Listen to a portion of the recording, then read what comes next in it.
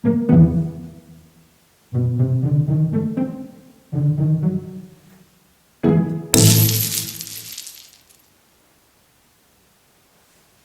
Blender. What is even real?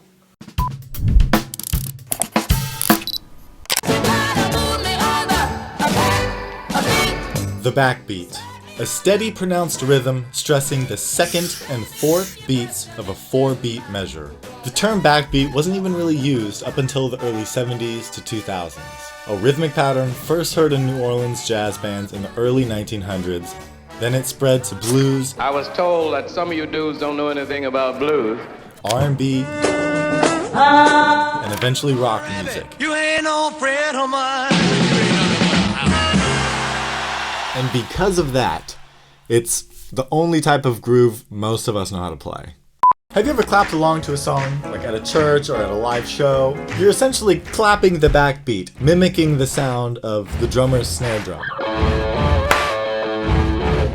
When people clap along to music, they're clapping on the 2 and the 4. They're supposed to be. At least clap on the right notes. Come on, guys. Stop. It's like this. Clap. So cringy. So oftentimes when we play the drums, we get stuck in this rut of like the 2 and the 4. I know this from personal experience. We have like 10 different beats we know, but they all have the snare on the 2 and the 4. Even if you feel like you're doing the coolest beat ever, I don't care how many ghost notes you think you're putting in there, accent is still on the 2 and the 4. Good job, Justin. So what's the issue? Backbeat is always in the same spot. All kind of sounds the same. What's the solution? Move the snare. Where do you want me to put it? Jesus! Gabe? What's up, drumheads? Dude, that's my thing. Yeah, well, you forgot to say it in the beginning of the video, so. Oh. Thanks, man. So here we have a simple groove.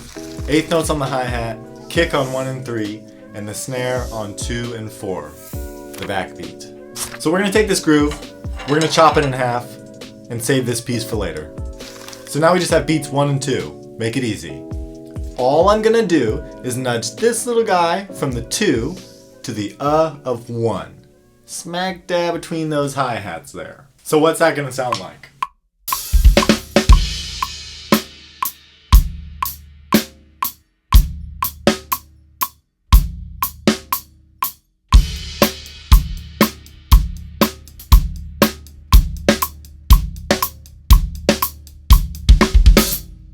It's a simple thing, but it makes a huge difference and changes the entire feel. I'm no master of world rhythms, but I'm pretty sure this is when you kind of get into like the Afro-Cuban Latin territory. You know, don't quote me on this, okay? You bring those technical words into it, kids get scared. You're moving the snare thing one quick note thing back. So let's bring back that other half, leave it be, and let's play that whole groove together.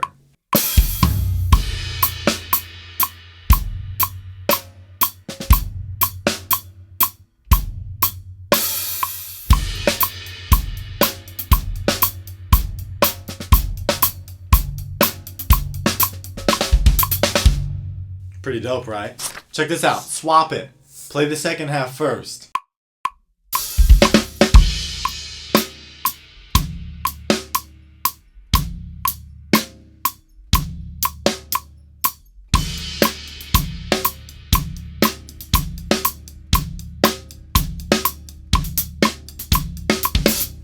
Right?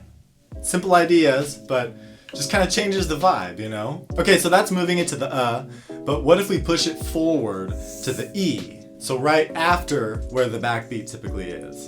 And make sure the snare falls right between those hi-hats.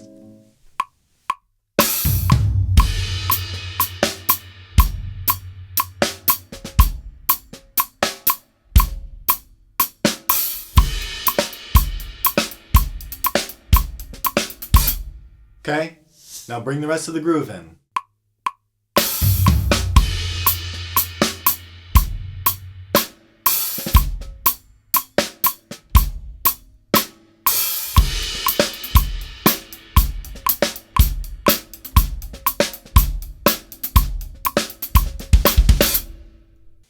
And swap it.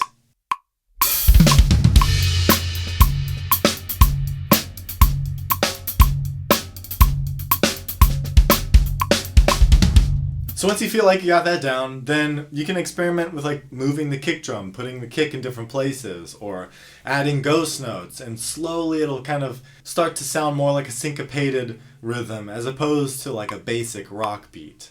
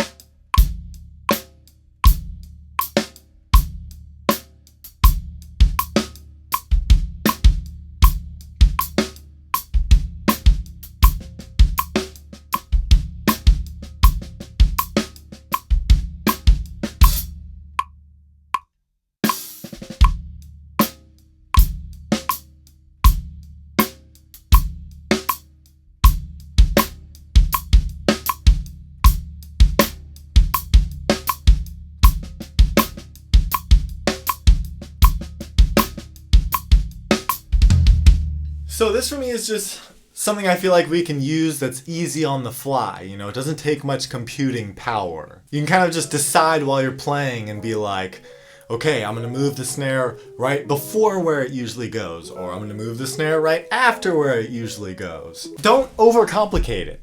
Okay, so I'm gonna move the snare to the E of 2. That means I'm moving it 1/16th note to the right, or that's basically 2 32nd notes if you think about it, or like half an eighth note.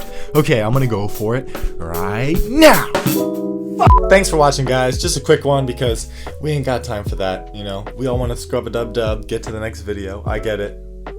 But if you're new here, and you like drums filled with water, gooey drums, levitation charms, lightsabers, shotgun drumsticks, or Jack-in-the-Box tacos, then consider subscribing. God, I miss Jack-in-the-Box. And In-N-Out.